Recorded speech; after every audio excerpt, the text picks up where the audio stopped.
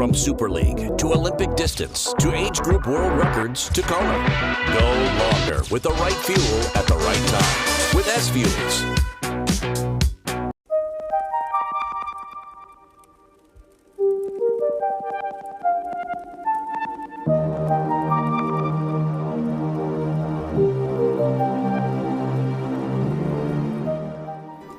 It's Aloha Wednesday. Gonna swim and biking around all day. What? Cause it's breakfast with Bob. Cheers. And Poncho Man, everybody. Welcome to our 11th year of Breakfast with Bob from beautiful Huggos on the Rocks. My name is Bob Babbitt, brought to you by Master Spa's SFuels Go Longer, HOKA Let's Fly, Forum Smart Swim Goggles, Quintanaroo, Zoot, the original triathlon brand, and of course our Challenged Athletes Foundation. Our next guest, the reigning Ironman World Championship age group champion, Mr. Matt Kerr. How you doing, Matt? I'm good, thank you. Yeah, a round of applause for Matt Kerr. So, you really didn't get into this sport till 2018. What was your background? More surf lifesaving type of thing? Surf lifesaving, swimming through school, and a bit of water polo. So yeah, very, very new to triathlon. So water polo, so no autopsy, no foul. No. Basically, you can do whatever the hell you want. Yeah, anything underwater goes, right? Exactly. Have you tried that out here in the races? A little water polo works really well. I was just saying, the rougher the better on the day. So they're talking we might have a swell coming in on for Saturday. You'd sort of like that. Bring it. Absolutely. Yep. So what got you into triathlon? I had a background in swimming, played a little bit with the running, and I was new on the bike. I'd never ridden a bike before. And the interest of just the completion and the personal success. Right. And that's just eventuated to where I am today. Started with a 70.3 and then got into my first Ironman, and that's really where it began, and just the progress of trying to get better as an athlete personally, and going from there. So your first 70.3 2018, 26-minute swim, 230 bike, 126, sub 430 for your first time out. So that sort of says, I think I could be pretty good at this. That's correct. There's some improvements to be had, though. Yeah. So talk a little bit about one of our sponsors, SFuels, and that's been a big part of your journey. It's been a huge part, and more specifically, the first Ironman that I wanted to complete, Yes. in order to have a successful day.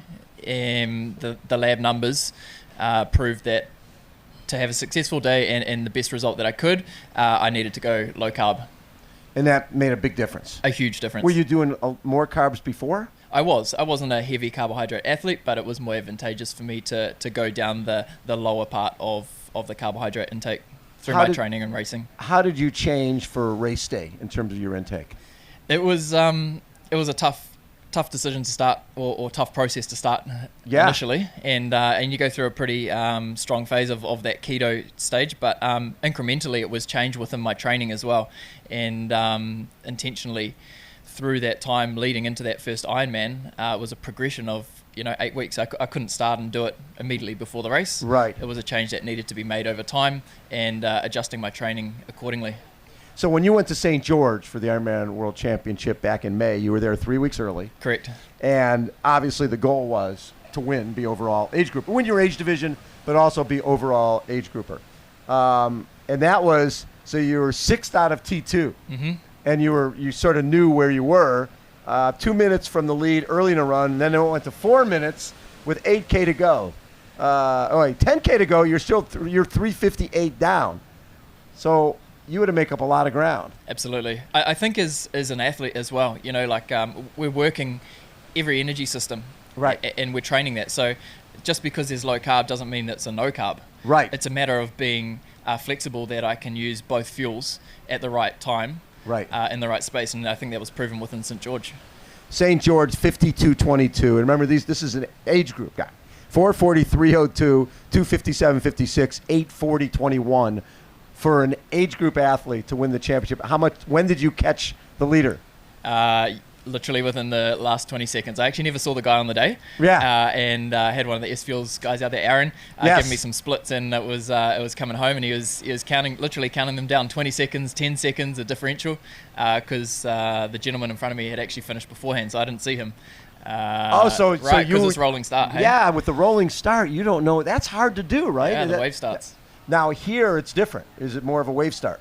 And I think I'm the second wave off. Okay. So it's better than St. George. Okay. And now you're racing Saturday or Thursday? Saturday. Okay, which is nice because they do have, I think 25-29 is going off tomorrow. On Thursday, correct. Wow. So you've been training in Maui. Yes. And you've been training with fellow countryman Braden Curry, who was third at St. George, had a phenomenal day, was leading a big chunk of the day. What have you gained from training with Braden? A huge amount, really. We connected earlier this year, and we've spent quite a lot of our races together. Beforehand, we went into, as you said, St. George 3 weeks early. We went and did Cairns as a bit of a prep. Yes. And we've come into Maui, like you just said, we've had 5 weeks in Maui. So I think what Maui offers that we both can bring to here, this race, is the heat.